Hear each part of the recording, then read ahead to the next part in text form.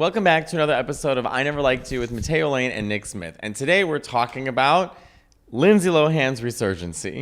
So, Nick. Is that a word? Resurgence? Yeah, Resurgence. Look who remembers. Try to remember that time in September. What's that from? Anyways. Is Resurgence a word? I don't think. Resurgence? I think it's just resurgence. But I think you can say resurgency, right? Like, maybe not. The resurgence of Lindsay Lohan is how you would say it, You right? know what I think should be a word and isn't? What? Jimothy. I don't know. What? Jimothy, the name. There's a Tim is short for Timothy. Why would Jim not be short for Jimothy? It sounds like a name. Is resurgency a word, Chris? Is Jimothy? Jimothy? It sounds like a name. Oh, Jimothy! That's what I mean. Jimothy, you're late. Timothy, Jimothy. No, we here at this house don't honor the name Timothy. It's only Jimothy. I think it should be a name. Anyways, well, I'm applying. Lilo.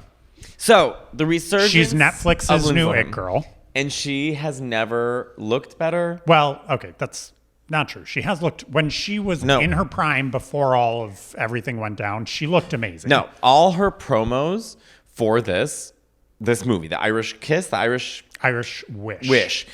Which came out on my birthday. Thank you, Lindsay. She looks better than she's ever looked. She did an interview where she was interviewing herself. She had her hair pulled up, down. She was in a green shirt. The other one, her hair down. I don't disagree that she looks amazing. She looks better than she has in years, but Lindsay Lohan circa Mean Girls. 2003? Pre-Mean Girls, before. Well, she was like 18. But that's what I mean. She looked incredible then, and then everything. Now she looks amazing, but better than ever. I think the best she's looked, or at least in years. But okay, let's go over. She looks incredible. Let's go over the personality's there. It's not so like somber.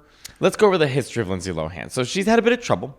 Lindsay, we all were introduced to Lindsay with The Parent Trap. Child star. Yeah, one of my favorite movies. Love it. It's my favorite airplane movie. I was convinced it was actual two separate girls.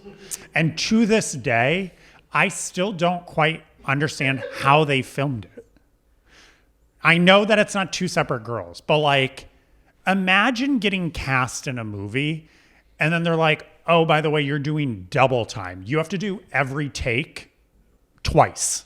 I'm pretty sure when they say you're playing twins, they don't just surprise the person when they're in the movie called The Parent Trap. But like some actors struggle just doing one go around. She had to do it at 12 years old, everything twice, which is pretty amazing. Every time I have peanut butter with Oreo, I think of The Parent Trap. And my favorite scene, I cry every single time, is when I could care less when she goes home to the dad. When Annie goes to the dad, come here, squirt, and they're all like, whatever. And I cry every time she goes home to her mom. She's in London. She runs up the stairs. She's like, Annie, and she hugs her. And what if Annie was replaced by Annie with a red little hair?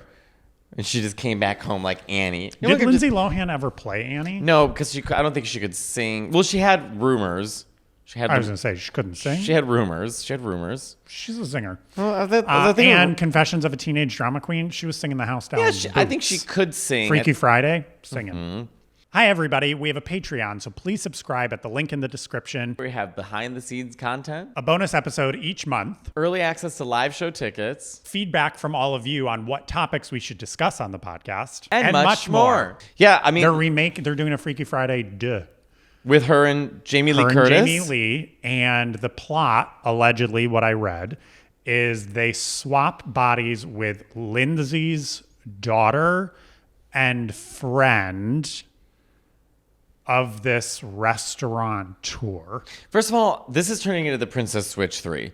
It's getting a little too much. Invasion of the Body Snatchers. I'll take it. Lindsay went missing for several years. Let me just ask this. Where did it all go wrong? Because Mean Girls was probably the thing that established her as this gigantic movie star. She's now an adult, and everyone wanted to be around her. And then there was like a 15-year period where it just went kind of because wrong. Hollywood and the public are much harder on female celebrities than they are on male celebrities. And I think it's evident. It's very hard for child stars to sort of enter the real world of adulting because they have to be adults as children. She certainly made some mistakes. Right. There was a video of her where she was chasing it's true. There's a video. She went on Instagram Live. You can look this up on YouTube. This is years ago. I mean, she was using a fake Arabic accent. She had a Greek accent at one point too. They were interviewing her about her club in Greece, and she was like, "It for good and can," and I was like, "What?" So, but then I don't know. It was like Madonna when she adopted the British accent. Right. Kathy Griffin had a great joke. She said telly, and she said actually over the word, sound British. And but so she was chasing this family. They were clearly Muslim. I mean, they had the hijab and everything, and they were in Paris. It was the middle of the night, and Lindsay was chasing them, accusing them of child trafficking, and then after running after them, screaming at them with a fake Arabic accent, all the comments like, "Lindsay, what's happening? What's going on?" And then every once in a while you'd get, "Come to Brazil." And then at one point, Lindsay tries to grab the kid, so the mom hits Lindsay, and then the camera turns on Lindsay, and Lindsay goes, and so their mistakes have been made. And Netflix saw it, and they were like, "That's acting. That's our girl. We need her an Irish Wish." But I will say, and then she did the Oprah show. Oh, Oprah thought she could change. Well, she was trying to because people genuinely loved Lindsay. We love Lindsay. And so seeing her go through all those struggles was really hard. Right. And people did want her to come back, but then there was a chunk of time it was like people gave up on her. Yes. And kudos to her. She really fought back and is now, truly better than she has since her prime. She looks amazing. She's acting in these Netflix movies, which we know Netflix movies are not like the cream of the crop. But it doesn't matter. It's a great she's doing frame. Great in them. It's a great frame for her. I forgot how funny she is, how comedic as an actress and physical comedy she can do. She's elevating these Netflix movies. She's doing, I've literally never been, like you said. She's fun in interviews. I've never been prouder. I've never been happier. I feel great that Lindsay is making a comeback. She looks great. She sounds great. And she is great. In that sort of age world that went off the rails like her, they don't come back. They don't come, like Amanda Bynes. What a sad story. But Lindsay proved them wrong. She said, "I may have fucked up and I made a lot of bad decisions and a lot of bad choices, but look at me now." I will say I had a joke about her years ago, so now I can publicly apologize. I mean, I should have earlier, but I had a joke about Lindsay Lohan and the heyday of her going out and the grease and the drugs and all this stuff, allegedly. And she had lost a finger in a boating accident in Greece. And then they sewed it. She did? Yeah. And at the same time, she was also posting on Instagram. They were trying to cast The Little Mermaid. And so she kept posting pictures of herself with Ariel and obviously trying to push Disney to select her. So my joke was I didn't know mermaids could smoke underwater. And that also that Ursula would come up to her and say, you can keep the voice. But she did. So that was my only joke about Lindsay. But I since take it back. I apologize. I shouldn't have said it. But I have had interesting run-ins. I met Lindsay Lohan.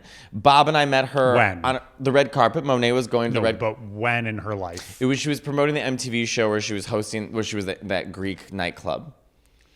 It wasn't Lindsay. It wasn't where she is now. I would say because now she's like perfect. But at that time, I think there was still struggles happening. But it was, there was people really. Still, we're like, oh, Lindsay Lohan. I did meet her mother. Her mother, I met. Dina, who we love. We do. She's Dina. If you're watching, please reach out. We would love to have you on the podcast. Oh, I would love it. Well, there was we're putting it out there in the universe. Dina was sort of treated unfairly when she went on Dr. Phil. Clearly, she was under the influence, allegedly, or under the weather, we'll say. And it was uncomfortable, and Dr. Phil seemed to really... It wasn't good, but I did interview her on the red carpet. So years ago, season 8, Drag Race, I was working for Logo VH1, and I was doing all the red carpet, which was where Bob told me to take my shirt off on the red carpet. And they said, okay, so coming up first is Dina Lohan. I go, excuse? They said, Dina Lohan. I said, I know what you said. Dina Lohan's here? What? So Dina came up, and she was allegedly a little sloshed, And she kept calling RuPaul. She was like, RuPaul, I know she's a bag of chips. She's a bag of chips. Like, she kept saying, like, she's like that in a bag of chips. And so then they escorted her off the red carpet because it got uncomfortable. And what did she keep asking me at one point? She kept saying something, and it was so uncomfortable that I just kept being like, that's great. It really made me feel for like those hosts on the HGTV or HTV. HGTV. No, Home Shopping Network, HSN shows. Yeah, QVC. All QVC. That. So she was later escorted out by security because she locked herself in the bathroom and she was screaming. What do you think she was doing in there? I don't think she was doing Going one to or the bathroom? two. No. She was doing number 7. So that's sort of carried with the Lohan family. And that's not me talking shit on Dina. It's just facts. It's just what happened. It was on camera. So, but I'm super happy to see Lindsay back. I love her. I watched The Irish Wish. I thought she was... And her Christmas movie. And her Christmas movie. I thought she was great. Thank you to both of them. Netflix for taking a chance. They really, they took a chance on her and they said, you know what? We're giving you this multi-movie deal, I'm sure. And it paid off. It did. She's great. Lindsay, we here at the I Never Liked You podcast support you 100%. We here liked you and continue to like you. See what I did there? I Because see. the name. I see what you did. What do you think is her next move? I would love to see her win an Oscar. Do you think it's possible? Oh, I think it's possible. But who would she play? Annie. Maybe. Okay. I'm throwing it out there. I'm not smart enough or talented enough to write my own movie. I'm glad you said it. And Matteo's not either. So we are putting it out there. If anyone watching is able to put this into production, I would like to see a movie of Annie all grown up. What happened after they moved in and she sort of...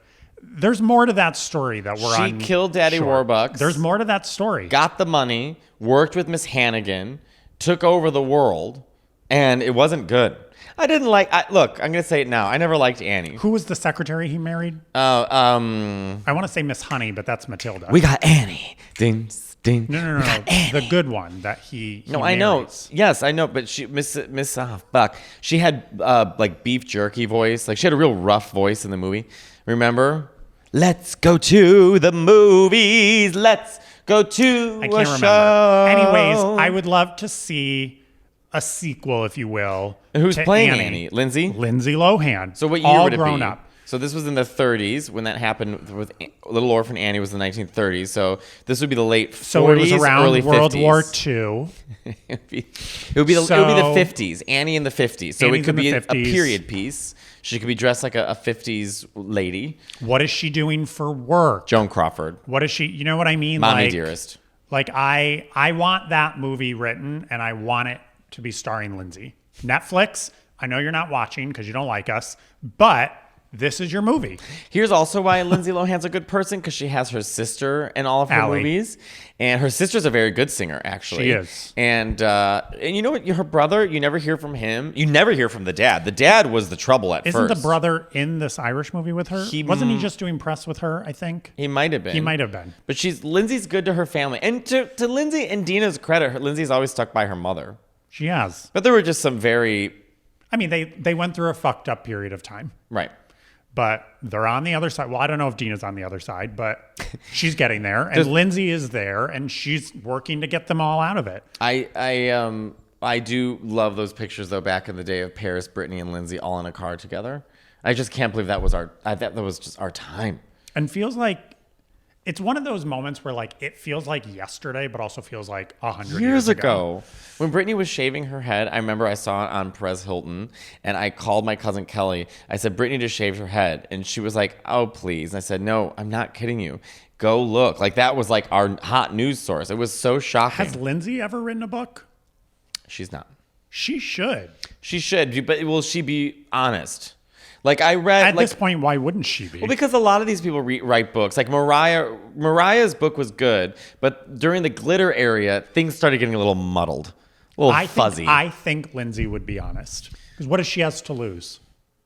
I don't know. She's lost everything before.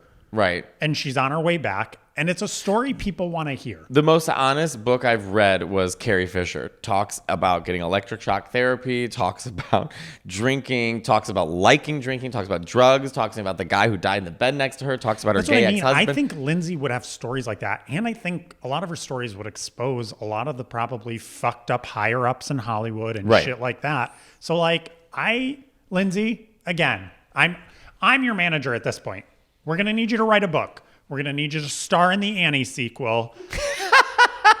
And we need a third thing. Round it out. She's coming to Broadway. Yeah, she would be good. Who would she be in Broadway? Elphaba.